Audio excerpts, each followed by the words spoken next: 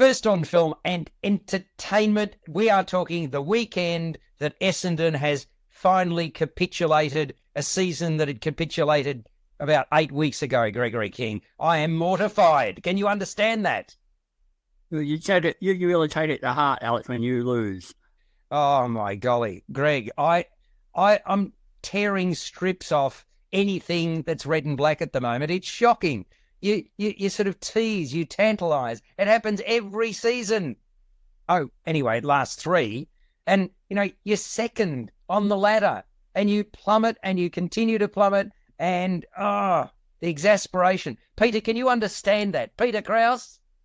No, I don't understand it at all. It sounds hang on. It's like, pretty dull. It's like watching a bad movie that starts out with a lot of promise and then disintegrates. You can relate to that? I still don't see the connection between movies and football. Oh, for God's sake. Man, listen, it's about that. Often, you think about a script, Peter. When somebody writes a grand script or starts out writing a grand script and doesn't know how to finish, that's often the case, isn't it, in cinema? Yes, but every week there's a new match, whereas there's only one film. Yes, but the point being that it's so hard to make a consistently great film. There are ebbs and flows. When we give scores, I in terms of the perfect game, there's almost no such thing. Is there such a thing as a perfect movie? It's very, very hard to achieve that. I mean, in football terms, Peter, the most successful season in the history of the game was my team in the year 2000, where they won with an average winning margin of 10 goals, which is a large amount, and they won all but one game. So it still wasn't perfect. Now, my best movie of all time, which I think was perfect, a very distressing watch, was the Benigno, what's the Italian Life is Roberto Benigni. Roberto Benigni, Life is Beautiful. I thought that was an extraordinary movie. But there are very few films in my history of reviewing, which goes back a fair distance, that I've given the perfect score to. What about you? Oh, there've been a few films that I've given 10 out of 10. It's there. I mean, nothing is ever completely perfect. Well, that's the point that I'm making. And Greg, what about you in terms of perfect scores of films? And you as a lifelong St Kilda supporter, I mean, gee, you've gone through your own grief. So, have you seen the perfect football game ever played? I don't know. Probably the 1989 grand final, wasn't it? And when about 25 goals kicked by both teams. Yeah, okay. And what about movie-wise? Yeah, I'll give you a few films. Okay, so what? I know we've done this before, but the best movie you've ever seen, Greg? Well, I still say Shawshank Redemption is my favourite, but best movies would be a few other ones. I'd put in there Silence of the Lambs. Mm-hmm. Yeah. Great film. Saving Private Ryan. Mm-hmm. Where Eagles Dare, I love. Okay. Yeah, I'd certainly amongst those, no question about that. The One Flew Over the Cuckoo's Nest was a pretty damn good film. Peter Krauss, what about you? Your best films of all time, or best film? Best film, Metropolis, 1927. Fritz Lang's brilliant film. Well, you're already an old man at that stage, weren't you? So you would have seen it when you were past your prime, correct? I was there at the launch, absolutely. Well, you were there. You and Adam were best mates when the Earth was formed, weren't you? I was a bad apple. You were, exactly, a bad seed. So yeah, that's my attempt to try to convince you that there's all of the sporting endeavour in movies or vice versa. You never know which way something's going to play out. By the way, and I'm going to talk about this time permitting, and I'm going to. I think I saw the most surprisingly great show that I've ever seen. I saw that on Friday night. It was just amazing. And I had this big conflict, Greg, because Essendon was playing. I tried to go to all of my games, and I'd heard this was magnificent, and it was. Murder for Two is extraordinary. It's only until the 25th of the month. It's at the Arts Centre. Couldn't you go on to see Essendon last night and seen the play another night? There are some, I'll put this delicately, there are some shows that the publicists and the producers basically say you've got one night to see it, and unless you're on death's door, you should be seeing it that night. Now, at times I'll test that, and at other times I won't. And I really was desperate to try and sort of go to Essendon last night, especially because it was Dyson Heppell's farewell. Mind you, I hope he plays next week in Brisbane. But I just thought it was the right thing to do. And yet at times you need to do the right thing, Greg, you know? That was why I ended up going. But gee whiz, it's just it's in the Fairfax studio, the smaller theatre, and it's 100 minutes of mind-bogglingly brilliant comedic. Think Agatha Christie crossed with the best comedy that you've ever seen, and you go some way to understanding how damn good this was. I don't know whether it's ever been in Melbourne, but it was at Hayes Theatre in Sydney, put on two lots of performances. There was an encore, and I just was blown away by it. It's just outstanding theatre. And we talk about perfection, Peter. They did not miss a beat. It's not only they imagine this, they're dueling on the piano, so they're both on the one stool at the Steinway, which is a baby grand black piano in the middle of a proper stage setting, which reminded me of an Agatha Christie, you know, the wooden panels and library type books, etc., etc. And then you've got them both. One of them performs 12 characters and is so acrobatic, they're throwing themselves around and flouncing themselves about, and the other plays a detective. And it's got all of the what was the Agatha Christie novel, and then there were none, or whatever it was, and the Mousetrap and stuff like that. It's got all of those ingredients, but imagine the cleverest forms of writing, the greatest choreography, superb musicality and lyricism, and then you've got the sets, the staging, the direction. It is just incredible. Really is. Peter, you who never go to theatre, if there's one, and it's really good price, it's not a pricey show. So that in itself, because I mean, Greg, you know, if you go to a musical, you could be paying upwards of $200 if you want to get a prime seat these days. This is certainly well under $100, and it's well worth seeing. It's only until the 25th of the month. I hope they come back. I hope they fill the stadium, the theatre, the Fairfax every time. Standing ovation. I don't think there was a person left in their seats last night. It was that heroic, the performances. So there you go. I've given you a review without giving you a full review at this point. Let's talk about a movie on Jair 88 FM. It's one that opened a couple of weeks ago, but Peter, you and I saw it in a relatively sparse cinema. In fact, we've got to give Eddie Tamir some praise for his theatre, his diversity of theatrical offerings that he puts on at his three theatres in Melbourne and his theatre in Sydney. We saw it at the Classic, did we not? Yes. So, and I make a point of walking up the stairs, Greg. Have you been to the Classic or not? Yeah, I've been there quite a few times. Have you walked to the top and you've got all these expressions or lines from famous movies? Yeah, I think that's so clever. And then you've also got sort of photographs or on the walls as you sort of mounting the stairs. You've got wonderful scenery of some of the great movies. If you go to the Lido Cinema in Hawthorne that Eddie Tamir runs also, in the gents' toilet, there's pages and pages of film scripts on the walls there. So you can read something while you're having your leak. It's interesting that you say that. Obviously, I go to the wrong bathroom because I've never seen that. Which bathroom is it? The one as you first walk up the stairs, or because that's the one that I go to? And no, I haven't seen it. Oh well, there you go. You've missed something. Oh, I have. I mean, it's great when people, you know, that.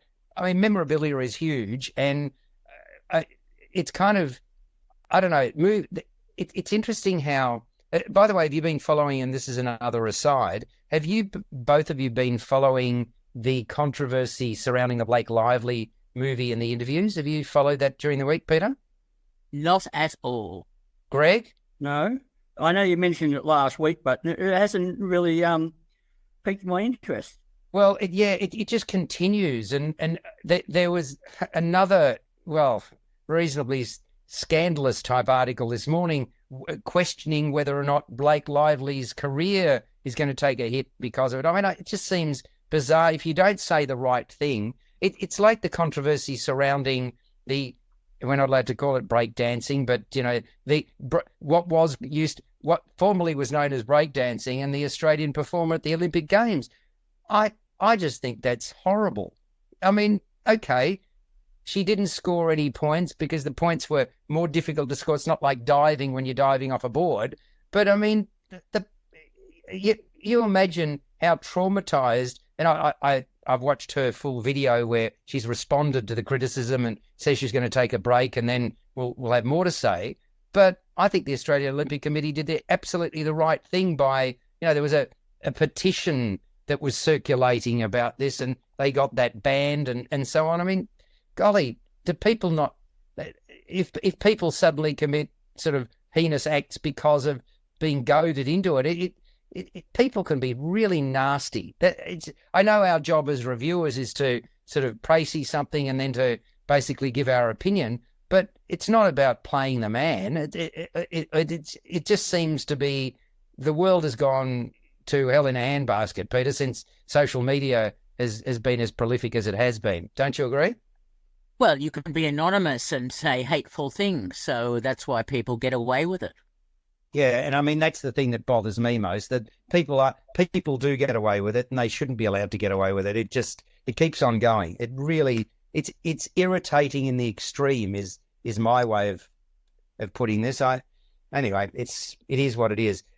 Right, so we've taken a few deviations times 3. So let's talk about a movie called Trap. Now, you like me must have seen and must have appreciated the grand opening to M. Night Shyamalan's career, right? The Sixth Sense.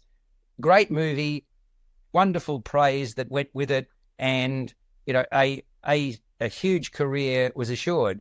Well, it's taken a few deviations, hasn't it, Greg? I mean, a lot of his movies have been panned, unfortunately. I think, again, some unfairly. I've enjoyed quite a bit of M. Night Shyamalan's work. What would you do? You think he's been has he ever reached the heights of the Sixth Sense again? No, but he's come close a couple of times. But he has interesting premises, but they don't always hold up to the final act. There, he often throws in it. You mean come together at the end? You mean? Yeah, he often throws in it that twist that you're looking for there. Some work, some don't.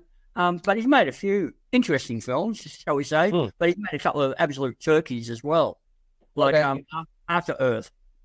Oh yes, okay. And Last Airbender. What about you, Peter? What are your thoughts about M. Night Shyamalan? Mixed bag, yes, because he desperately seeks a twist to grab the audience, like the film The Village, which actually did quite well. Yes. I thought that was a good example. But nevertheless, his films are flawed because he so desperately is seeking attention. Yeah, but seeking that special twist that no one could see coming. Well, this one, he again wrote and directed it. Trap runs for 105 minutes and is rated M. It stars one of his daughters, and I thought she was terrific. Salika is her name. It's a really tense psychological thriller, and it's sort of claustrophobic. So you've got a character called Riley, played by Ariel Donahue. She's a teenager, and she's got a huge pop crush. And this is quite timely because, of course, you've got Taylor Swift continuing with her concert tour, and then the drama of what happened in Austria and having to cancel the Austrian leg of her tour because of threats to her safety. Anyway, so in this case, the huge star is known as Lady Raven, and that's the character played by Salika Shyamalan. And her dad, her character's dad, I'm talking about Riley's dad, is called Cooper, and that's a Josh Artner character. He's a firefighter. He's secured a couple of highly sought-after tickets to one of Lady Raven's gigs. And Riley, couldn't be more excited. So when they arrive, what we notice and what he notices as the father immediately is this massive security presence. Guards are at every door, and basically they're prominent inside the venue as well as outside. So once they enter the stadium, patrons are not allowed to exit until the show's over. So Cooper, the father's keen to understand exactly what's going on, and it becomes clear that the FBI has received intelligence that a serial killer is at the venue, and this killer could strike again at any moment. And the lead FBI agent, Dr. Josephine Grant, played by Hayley Mills, is naturally intent on not allowing that to happen. But despite her best endeavours and those of the other troops on the ground, the perpetrator looks to have slipped through the net. And it's also evident that this perpetrator has a trump card up his sleeve to ensure that things go his way. So there's a real danger, and among those at greatest risk is the performer Lady Raven. So again, think Taylor Swift. I've deliberately danced around much of the plotting so as not to spoil the surprises. And before this is over, there are twists aplenty. And that's a good thing. I mean, that's exactly what you want with a movie of this ilk. I commend it for it.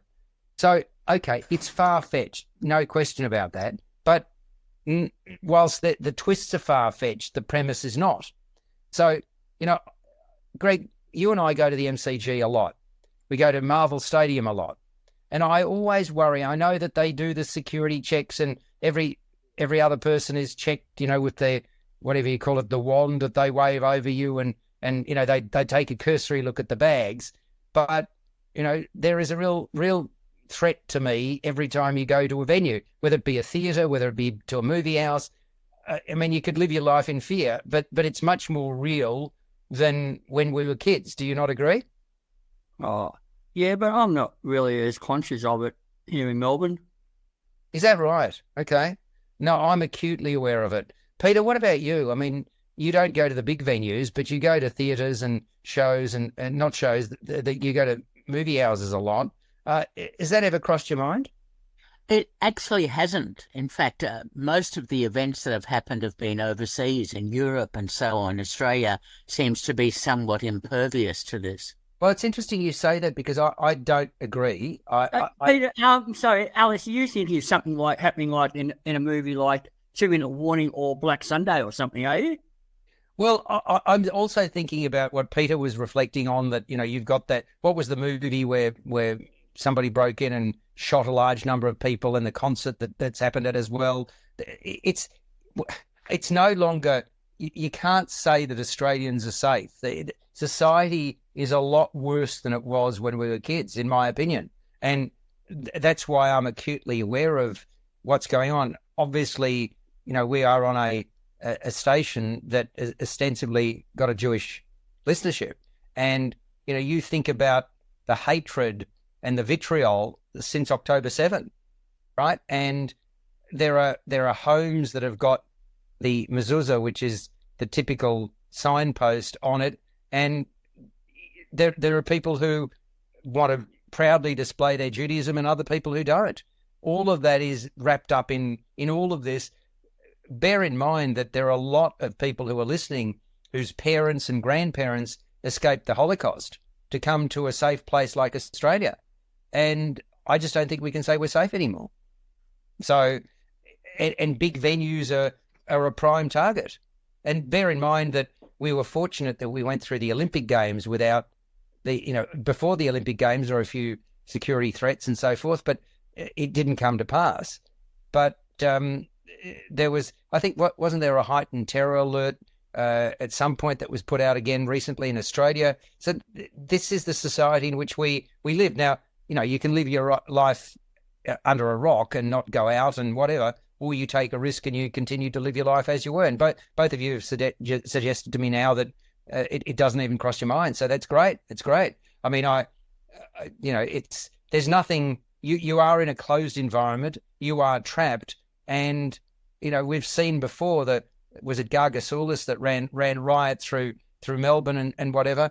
then we had a lot of other things that were going on that basically now in America FBI is talking about putting bulletproof sheets around former President Trump every time he gets up and speaks.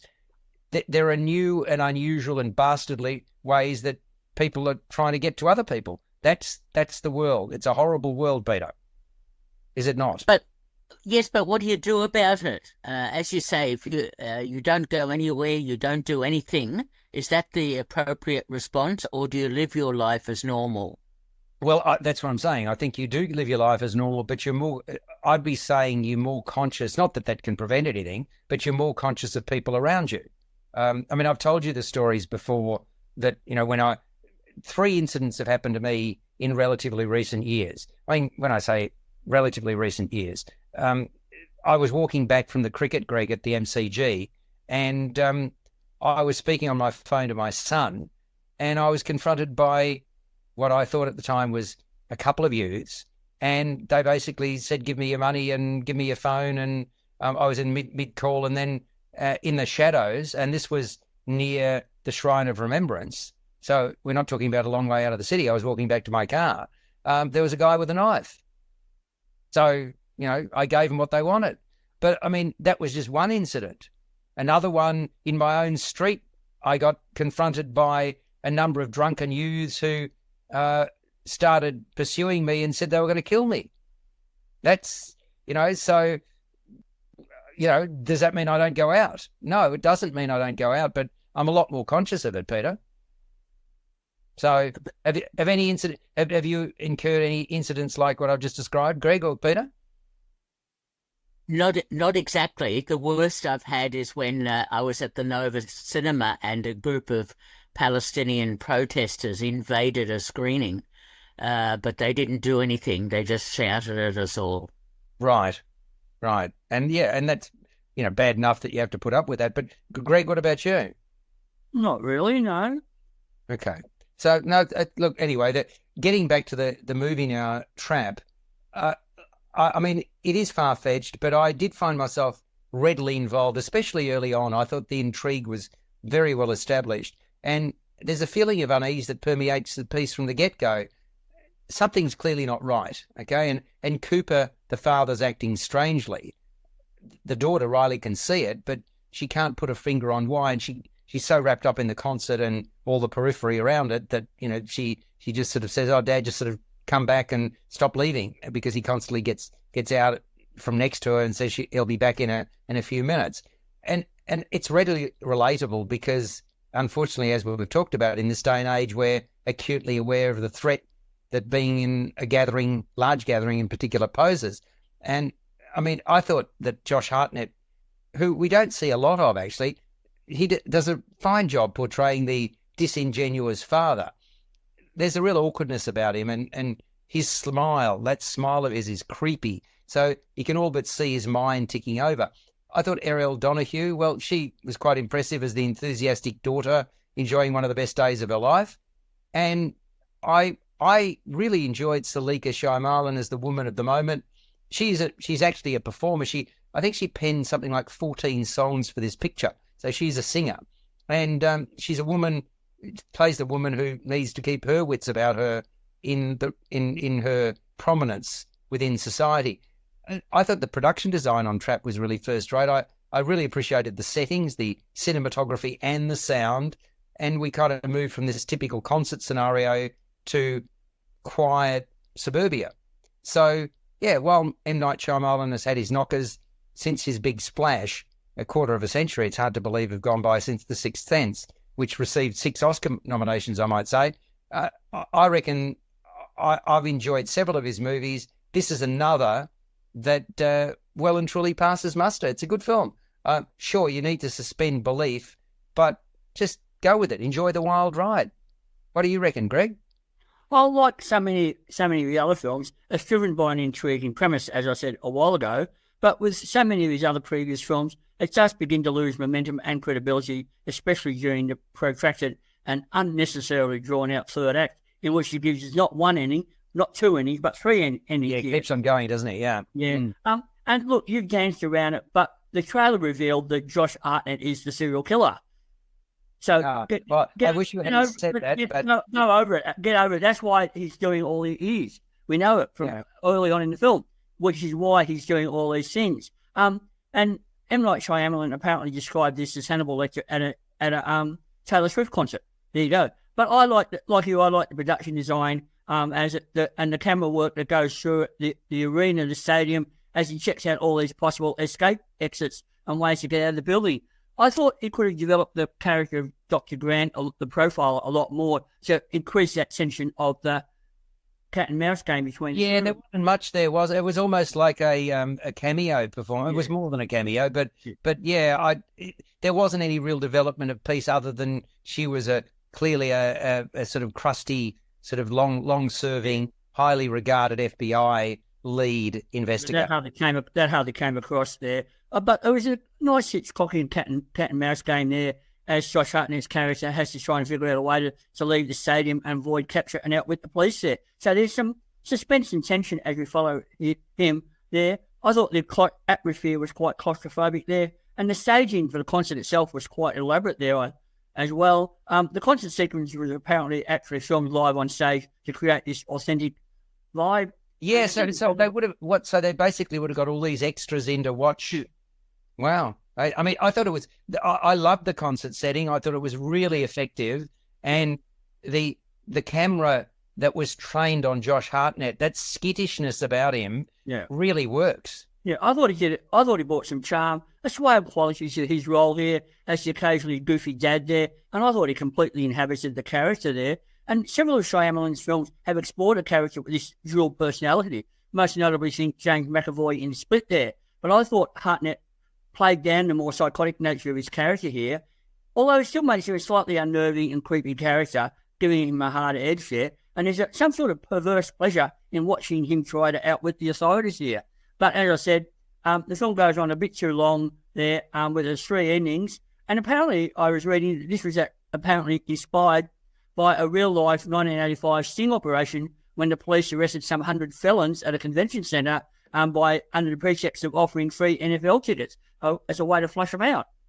Yeah, I mean, that's not the first time that's happened. And people's egos get in the way as well. And, I can get something for nothing. So, interesting. Okay. So, Peter... I quite liked it. Yeah, you quite liked it. And Peter, did you accept it? I mean, I suppose Greg and I are similar in as much as I really enjoyed it, but I thought, it just, the twists and twists and twists. Is that where it lost you? To some extent, I think the concert sequences are very well directed, very well staged, and in fact, M. Night Shyamalan even has a cameo appearance in the film as he serves to somewhat assist the Josh Hartnett character and his daughter. But I don't know. The film started to lose me in terms of its plotting as soon as they left the concert. And that's where I had a problem with the film, because I think that's where a lot of Shyamalan's ideas started to dissipate. And I must say the setup in the concert was very good, but I don't think the character was particularly well developed, as in Josh Hartnett's character. You're wanting the whys and wherefores, are you, in terms of what made him what he is? I think so. I think there needs to be some sort of motivating factor, which is missing in the film. It just seems a little bit down pat. Although I thought it was really nice to see Hayley Mills, who at age 78 was cast in as a profiler in the film. I thought. But do you agree? Do you agree with Greg that it could have been developed further? Yes. I mean, she was just there, right? Yes. She was the one who had she was the authority figure. Yes. But yeah, where was that? Right. Yes, I agree, and that's part of the plotting that needed to be developed further.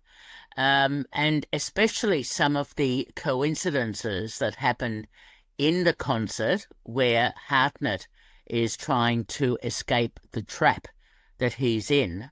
a lot of those didn't quite ring true for me. I thought they were contrived. So, And but I mean, so how? I'm just trying to think of the 105 minutes. How much of it is set in the concert? It's probably more than half, isn't it?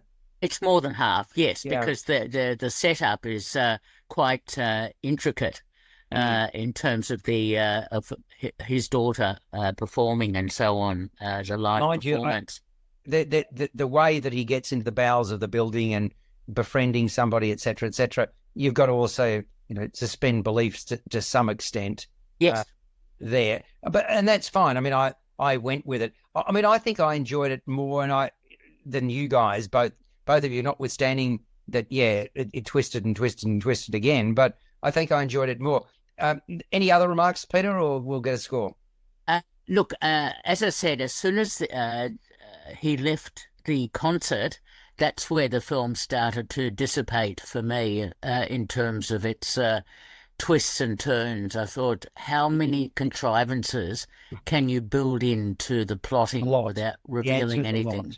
Yes. M. Night Shyamalan a lot. Okay, so you'll give it the low score, which is Trap M, 105 minutes. What are you giving it? Look, I thought this was one of his better films, and I gave it 7 out of 10. Okay, no, it's good score. Greg? Oh, I'll only go 6.5. Oh, wow, yeah, I was going to say, Peter, you've been generous. I'm going 7.5. So it averages a 7. That's not a bad mark. It's a decent film.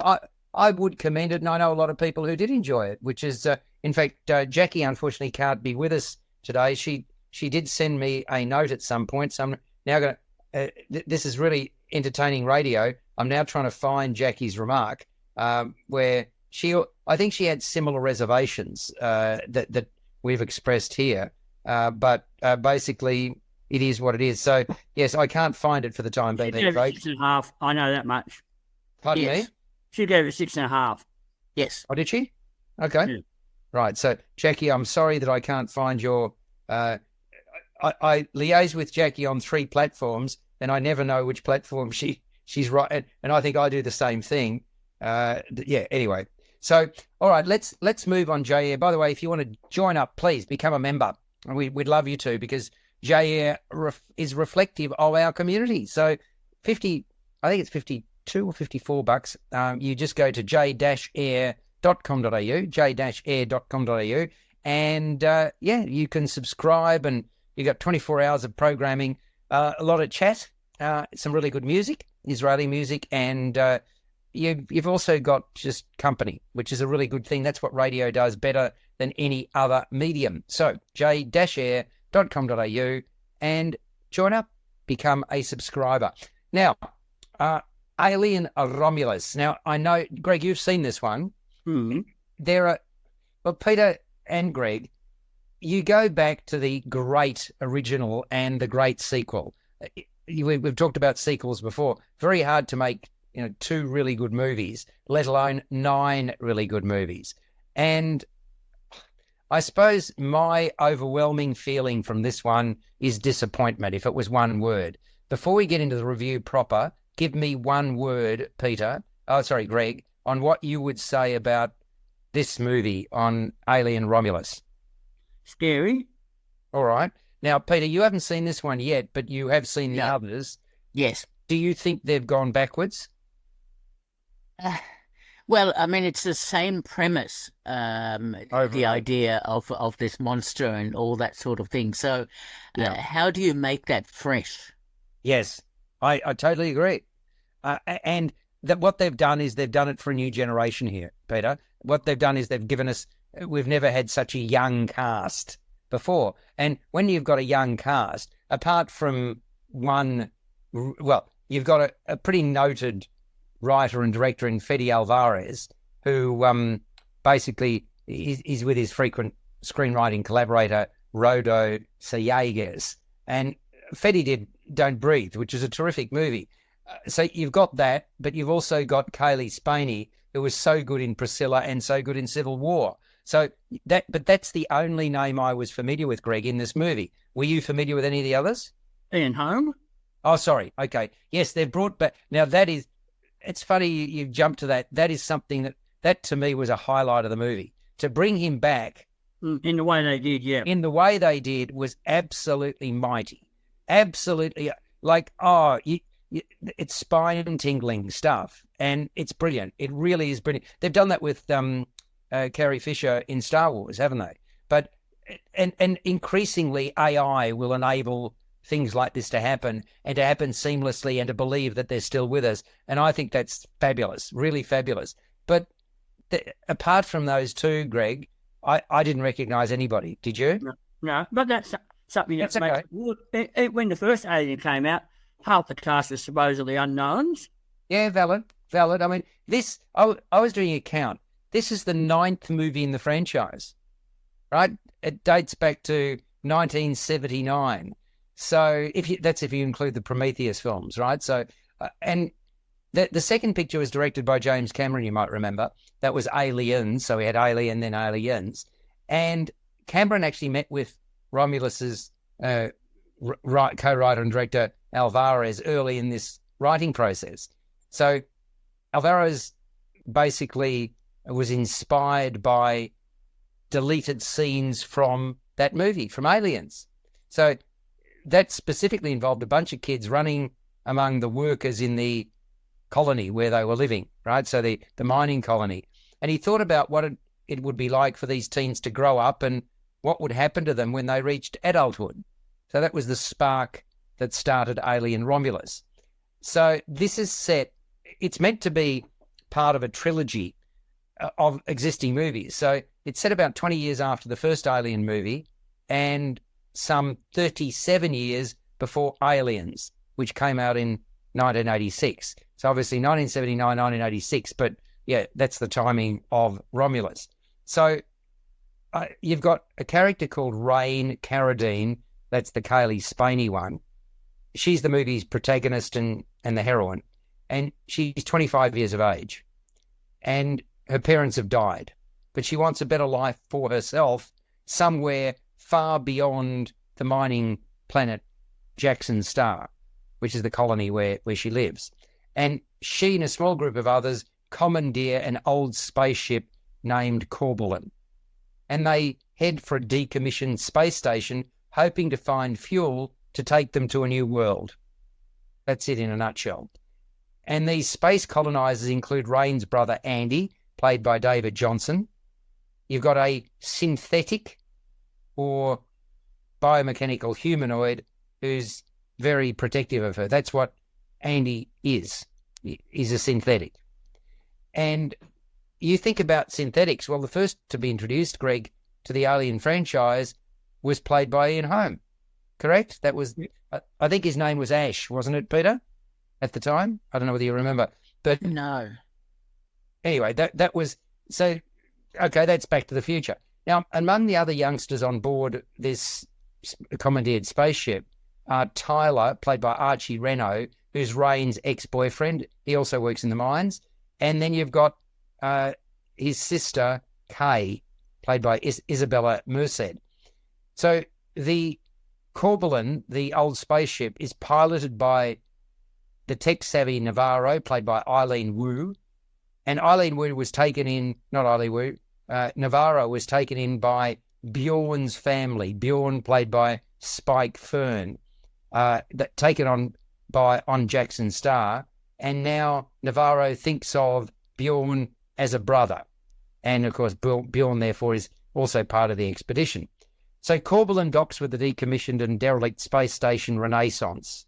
But little does the crew realise that while scavenging around Renaissance, it's got a couple of modules, Romulus and Remus, they will awaken the most terrifying organism in the universe. Of course, that's where Alien and Aliens kicks off.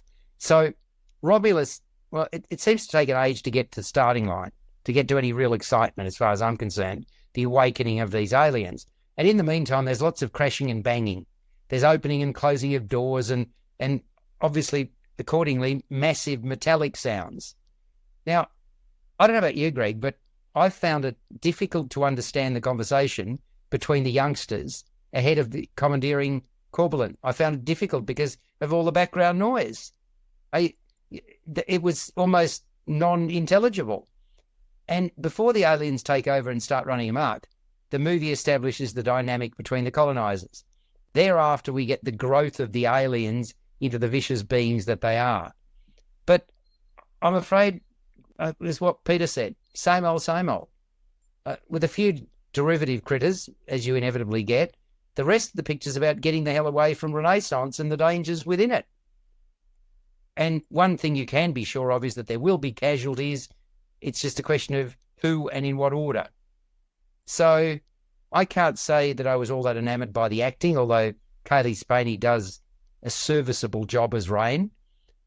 Look, I found the whole thing underwhelming, and I was over Romulus before the final credits rolled. So to give it its proper title, Alien Romulus, rated MA, runs for 119 minutes, so just a minute shy of 2 hours. And yeah, apart from Ian Holm, I wasn't really taken by it. Greg, what about you?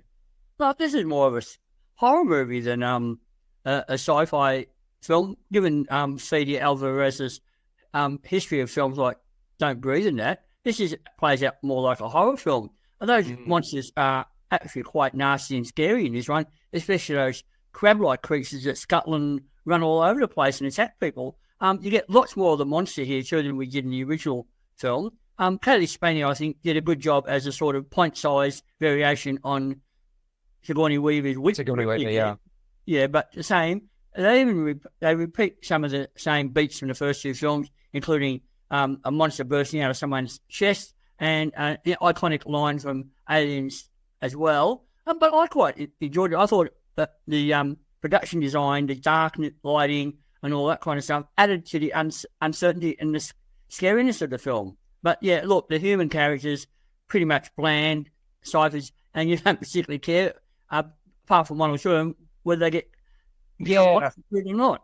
I just didn't think there was enough character development, quite frankly. Yeah. I would have liked more of that. And did you agree that it took forever to get to the starting line before we saw the first alien? I mean, I understand they were establishing it all, but they didn't do a particularly good job because you didn't really care. Well, in the first one, it took a long time before we got the aliens to see as well. So they're sort of honouring some of the what Ridley Scott did in the first film. Yeah, I suppose so. I'm going to go lowball on this. I'll give it a 5 out of 10, just a pass. What about you, Greg?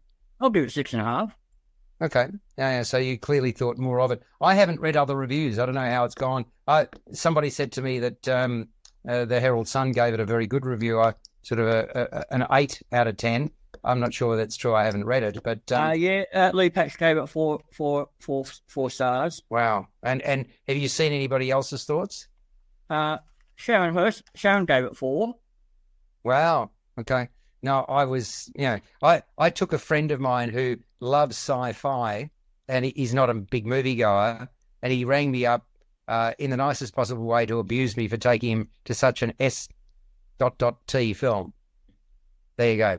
That was just a member of the public who couldn't stand it, and he loves sci-fi. Just thought it just didn't get anywhere. And it's interesting that there was a couple of people. It was only like a half full cinema, maybe 3/4 that we saw the media preview in. And when I was chatting to the people who were around me, the young lady in front of me who looked like she was in her 20s, she hadn't seen the original, and she said, "Oh yeah, this was quite good." So I reckon I don't think it matters if you haven't seen the originals anyway for this one. No, I don't think it does either. It's set up. Even though it is a bit of a sequel, it sort of stands up by itself. Stands alone. Yeah, I think that's probably true. Let me. Okay, we've given our scores. I want to talk a bit more about Murder for Two, which I'm raving about at Fairfax Theatre, because it's one of the cleverest and funniest pieces of musical theatre that I've had the good fortune to see, and it's a triumph of writing, performance, and also direction. And it is an outrageous murder mystery, a comedic whodunit with 2 actors filling 13 roles, and one of those 2 filling 12 of the 13. Now, it's a combination of mayhem and mirth and music. And what a heady combination it makes, or they make. So here's the premise. Dahlia Whitney is planning a surprise birthday party for her lauded and prolific author husband, Arthur. Okay, so imagine this, Greg and Peter, while I'm going through this and think of Agatha Christie. Now, in attendance are several of his friends, Arthur's friends. They include his niece, Steph, who's studying a graduate degree in criminology, psychiatrist called Dr. Griff, and a prima ballerina, Barrett Lewis. You've got Whitney's bickering neighbours, Murray and Barb Flandon, and the three remaining members of All Boys Choir, Timmy, Yonkers, and Skid are their names. And there's a firefighter called Henry Vivaldi who will also put in an appearance later. So the lights are turned out. Have either of you gone to any surprise birthday parties in your lifetime? No. Yeah. Never? No. Wow. Greg? No. Oh, okay. I'm sorry. I've been to quite a few of them, and I kind of like them. You know, it's especially when person has no idea. Anyway, the lights are turned out, and gunshots ring out, and there is Arthur lying dead in a pool of blood. Now, we never see Arthur, right? So he's just talked about. First on the scene are officers Marcus Moskowitz and an unseen colleague called Lou, who's also an officer. And they're waiting for the investigator who's been assigned to the case, Detective Grayson, to arrive. So Officer Moskowitz has been traumatised by a past relationship with former partner Vanessa, who we also don't see.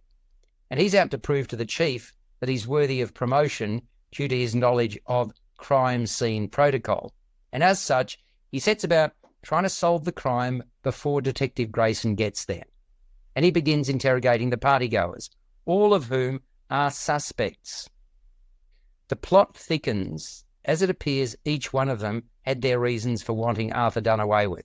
Okay, so you can see, Greg, where the analogy to Agatha Christie books comes in, right? So Murder for Two takes the best ingredients of Agatha Christie and kicks it up several notches with unbridled hilarity. It's been written by Kellen Blair and Joe Canossian. Lyrics are by Blair, music by Canossian. And it's so witty and so wonderful. It premiered back in 2011 at the Chicago Shakespeare Theatre. And this Hayes Theatre production, directed by Richard Carroll, is bursting with energy and vibrancy. The performers are Maverick Newman, who takes to the stage in a flamboyant pink top, and Gabby Bolt. They are sensational. Their stagecraft, incredible. Their repartee, heaven on a stick. You've got a black baby grand piano centre stage. They tickle the ivories brilliantly together, and then one by one. So they're sitting alongside each other. They're putting their hands over one another, and they just phenomenal. And so then one of them takes the piano, the other acts and sings up a storm. Neither misses a beat. It is faultless as the action unfolds at a rapid rate. Newman is the one who fills a multiplicity of roles and switches characters seamlessly and so acrobatically, as if shelling peas, and puts on a comic tour de force. Matching him stride for stride, often as the exasperated fall guy, is Bolt. What an amazing dynamic combination. What a treat.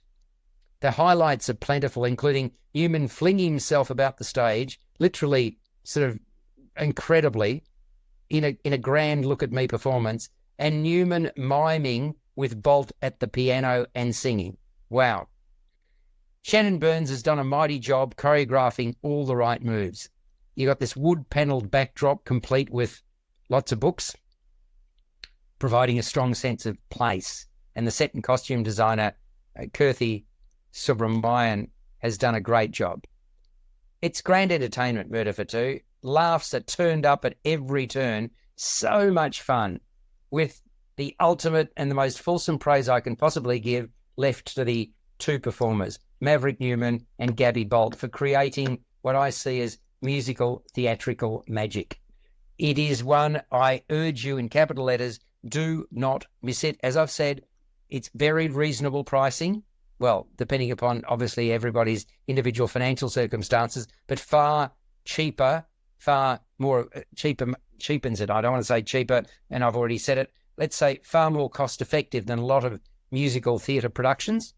Not that I'm not saying they're not worthy of more, but this is at least at a level where hopefully more people can get to it.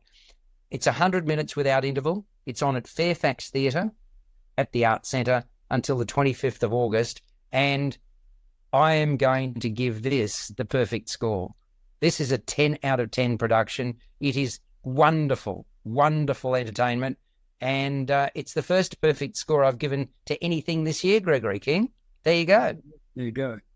So, yeah. And Peter, if ever I can drag you along to the theatre, this is the one I would want you to see, right? I mean, it's just so special. Anyway, that's that. I also saw an interesting show. If I mention to you, if I use the word suffragette, can you give me a name, either of you? Emily Pankhurst? Well done. That's the one. Emmeline Pankhurst. And that's what I think most of us would think of, Peter. Jenny, Jennie, with an exclamation mark, put on by Melbourne Writers Theatre at Gasworks, is on now. And, I mean, this is a story about another woman associated with a movement called Sarah Jane Baines, who lived from 1866 to 1951, and she was known as Jenny. And she was a British Australian feminist and social reformer. And she was driven to create a more equitable society, and she focused on improving conditions for women and children. And it's a dramatisation of her life story. It combines fact and fiction, and it moves from a London in the 1890s. You'd be familiar with the term Speaker's Corner, would you not, in the UK, Greg and Peter? Yeah. Yeah, exactly. So she used to speak. One of the early scenes is her pushing for access to food, water, and medicine for everybody at Speaker's Corner in the British capital, right? And this is a place where free speech is encouraged. And this is a woman who is no angel. In fact, she was jailed no less than 15 times for, these are my words, crimes of insurrection before she, her husband and family was smuggled out of England to Australia to avoid further punishment. So it's a very interesting story. And then with her husband, George, supporting her all the way, he was a cobbler, ran a successful business, Baines tried out for a position on an all-male council. And unfortunately, again, society at the time, it wasn't to be. And she was labelled a communist. She was duly rebuffed. So it's a very interesting story. I'd actually think it'd make a very interesting film, quite frankly. And you've got 6 performers, a number of whom play different roles. And I was particularly keen. It's written by a Melbourne-based playwright called B.W. Shearer, and it's quite insightful into the sights and sounds of working-class neighbourhood of Port Melbourne. And alongside, when you're in the foyer there's a display by the Port Melbourne Historical and Preservation Society, kind of like a time capsule of the suburb. So I thought that sort of dovetailed very, very nicely. The 2 leads are Marley Van de Bedgel, and she was really, really good as Jenny. A lot of belligerence in the role, and the softer tone of Amir Rahimzadeh as her husband. Both are really polished, but the performances overall were pretty strong. And a big winner, again, the wooden set design with its nooks, crannies, and signage by the set designer gave me a strong sense of where we were at. So, quite a commendable work by director Karen Lee Gregg, and it is called Jenny, Jennie, and basically you have till today to see it. So, go along to the last performance. Why not? Absolutely, if you can get a ticket, because it's been very, very popular. Thank you, Greg. Thank you so much for being with us today. And Peter Krauss, a pleasure to have you too. And we will do it all again very soon on First on Film and Entertainment. And Valet to Jenna Rowlands, the actress. Yes, I'm very pleased. I'm so sorry that I didn't mention it earlier, because I agree. Wow, yeah, 94 she was. Yes. Speak to you very soon. Over and out from First on Film and Entertainment.